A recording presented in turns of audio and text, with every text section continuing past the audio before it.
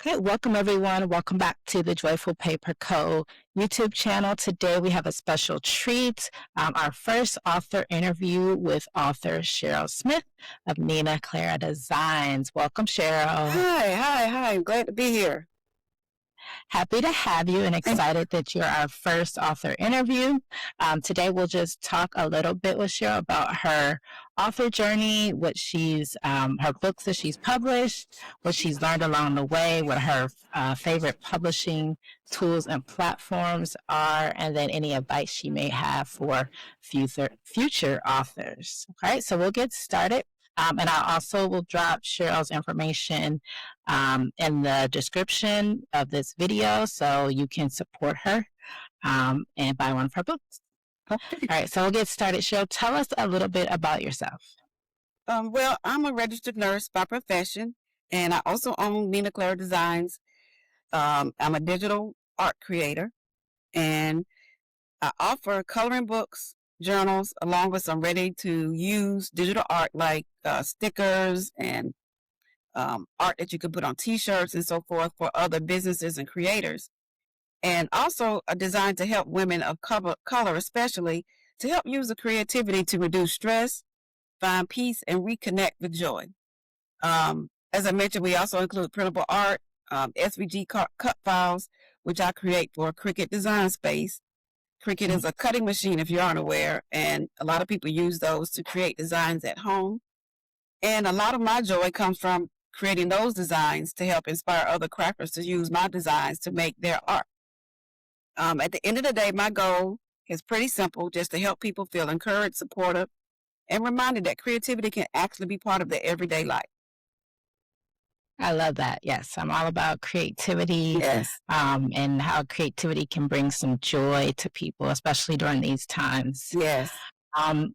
So you design art, you have your SVGs. So really, if there's other authors that are watching this, they could use some of your designs if they wanted to purchase them for their book covers. Yes, they could. And then possibly even, design together to come up with something that they may like to see on their books if it's not something that I already have available. All right. So you heard it here. If you're struggling to have some images or get together your designs for your covers, Cheryl could be your go-to person for that.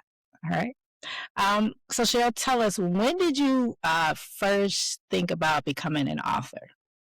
Well, it kind of goes back to when I was growing up. I was an avid and still very much an avid reader. I started reading crime novels that my mom and my dad had around the house. And then I moved on to Harlequin romance, Barbara Cartland, historical romance novels. And so when you read so many books, you can't help but to want to see your name on the cover of a book of something that you have published. I love it. Mm-hmm. Crime novel. I know, crime, thriller, streets, it's a thing. Yes. It's interesting that you say you were reading your parents' books, because that's one of the things I did. I was reading my mom's Terry McMillan books. I was sneaking read them. All right, so I love that. So when it comes to self-publishing, why did you choose self-publishing versus the traditional route? Well, this was a really interesting way how I got into it. I actually took a class with one artist, and she was teaching how to self-publish her books. So I started with low content books, and those are just simply books with lines or that doesn't have a lot of words or anything in them. And so I published my first book on Lulu.com, and it's gone from there. So I published on KDP as well, and exploring other avenues. One of the reasons why not traditional is, one, the publishing it yourself is really easy. Second, trying to go the traditional route, you have to go through, from what I understand, go through a lot of rejections and no's before your book even gets picked up, even if they select it. And with self-publishing, you can create the book, sell it yourself, market it, and it's out there. Yes. You don't have to wait for anybody to tell you they approve. Exactly. You approved yourself. Exactly. I love it. And Lulu is my favorite of all times. Yeah. Currently. Yeah. All right. So tell us about the types of books that you publish. Um, like I mentioned before, I started out with some of the low content books with which had the just the line journals with pretty covers. Then I moved to mid content and then coloring books and then journals with prompts. So right now I'm publishing more color, at least in the midst of publishing a couple of more coloring books. Okay. Love it.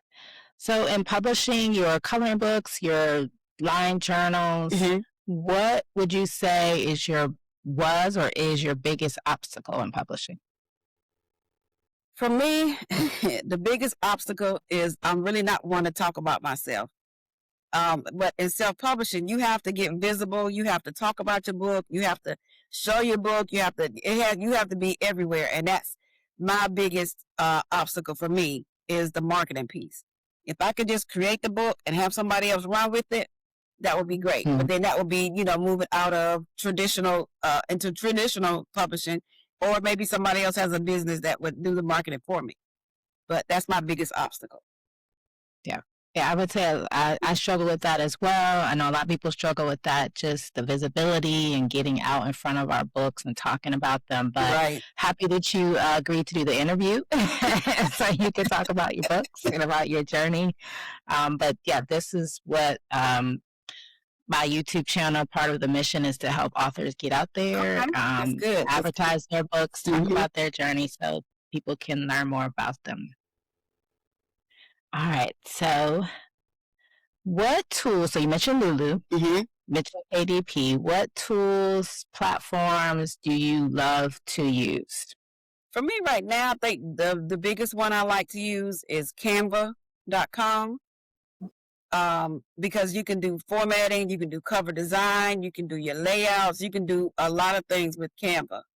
I use some AI tools, but then then I bring them into Canva to edit and do that kind of thing.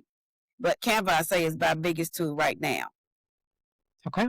Love Canva. Mhm. So you're using it from start to finish, your cover, your interior. Like if I make a cover in, say I use an AI tool to make the cover, I go in into Canva, do edits in Canva, and then upload my pages, whatever I've created to download them and upload them back to Lulu. So yes, I use Canva for the whole thing.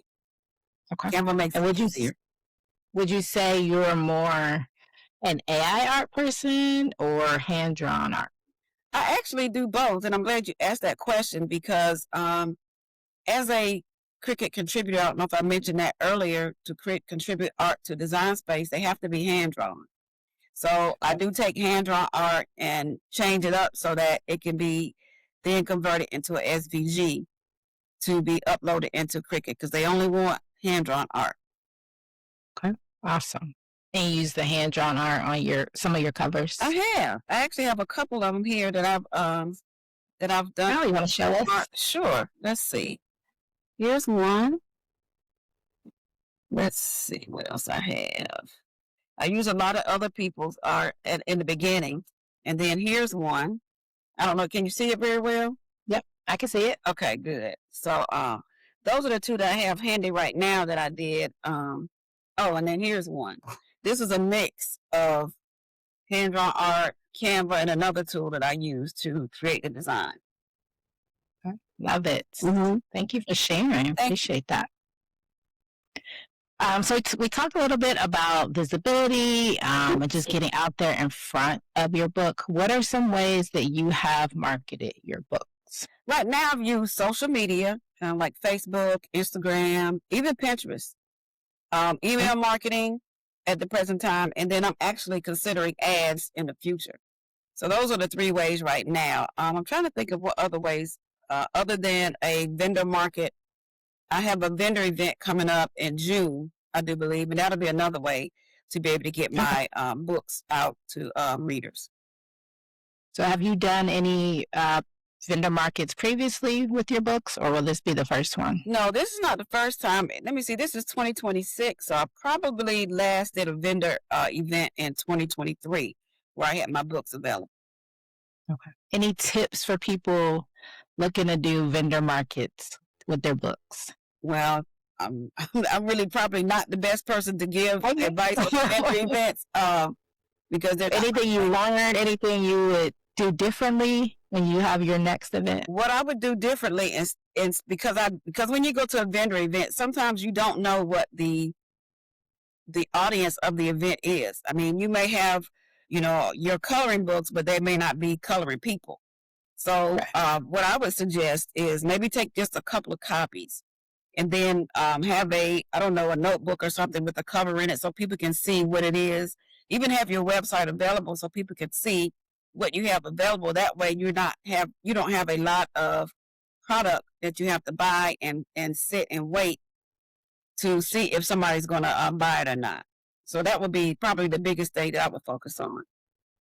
That's a good tip. Because sometimes we're just getting started. We might not have the money to invest in a lot of inventory. Right. So take a couple, see how they sell, and then offer an option for people to order books and you ship it to them. Maybe you offer free shipping or something. Correct.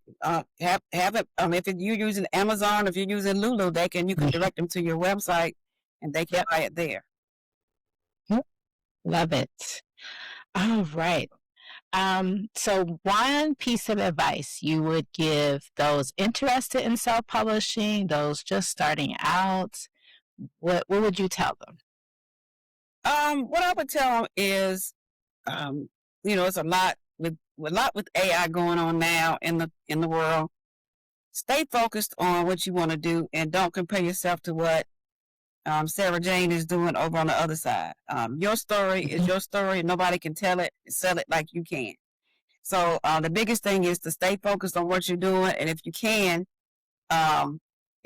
stay on that journey before you venture out to do something else. It's hard. I'm the poster child for that, but if you can, stay focused on that, and no comparison, no comparison. Yeah, I love that you said your journey is your journey. No, your story is your story, and no one can tell it like you can. That's right. I like that. That should go on a shirt or something. Okay, I might do that.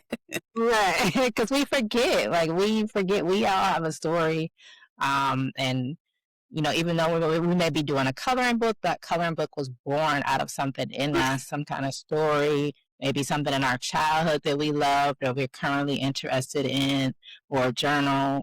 That's part of our story. So, and even though we may both do journals, we're going to do it differently because we're two different people. Exactly. Exactly. I love that. It's like they say with the bread aisle, you have 40, 50 different types of bread for 500 different types of people. So yeah.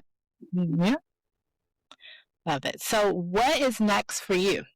What's next for me is I want to create a new coloring book, inspired by my niece and nephews. I want something for them. They're young, 10, 11, 12, 13. So I'm thinking about doing something for them, continuing to work on my business.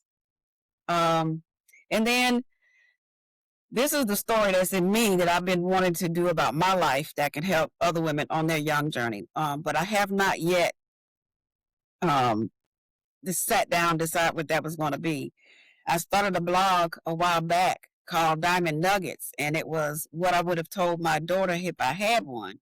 It was full of pieces of advice and that kind of thing. So I don't know. I'm trying to figure out the best way to get that information out, be it a book, be it a YouTube, be it a blog or what have you. So that's what I'll be working on, trying to figure out how to get that information out to the world. Okay. I love it. What I would have told my daughter if I had one. Okay, I'll be waiting for that. I want to read it. I'll share the old blog with you. Okay. So how can we support you? Where can we find your books? And I'm going to drop the link in the description so readers can purchase from you. But how can we find you? So my business is Nina Clara Designs. Sometimes with my southern accent, it comes out as Claire, but it's Clara Designs, named after my grandmother. I'm there everywhere. I'm everywhere pretty much. I'm on TikTok, but I'm not active on TikTok. But you can find me on Facebook, Instagram, Pinterest, and then on my website, ninaclaradesigns.com. Okay. And does your website link to your books? It does. The website, Okay. My website will link you to my coloring book, and I need to make sure that it links to my other books on Lulu as well. Okay, so we'll get all the links. We'll post them in the description so you can support Cheryl. And if you're looking for some images, SVGs, clip art, or maybe you need something a little special, you can reach out to Cheryl and work with her and let her, maybe she can come up with some cover designs for you. Cheryl, thank you for doing the first interview for the Joyful Paper Co. I really appreciate it. Thank you. Appreciate your support. For those who don't know, Cheryl is my accountability buddy for the last, has it been a year? Maybe. He's getting close. I think so. For the last year, and I really appreciate it. It's keeping me continuously going in this business, which can be hard sometimes. And she's keeping me on track too, so. Really appreciate it. Thank you. All right, so thank you for watching, everyone. We continue to have author interviews. If you're interested, feel free to send me a message and we can schedule some time as we just seek to promote authors and get the word out about their books and what they have going on. All right. Thank you for watching. Bye-bye. Bye.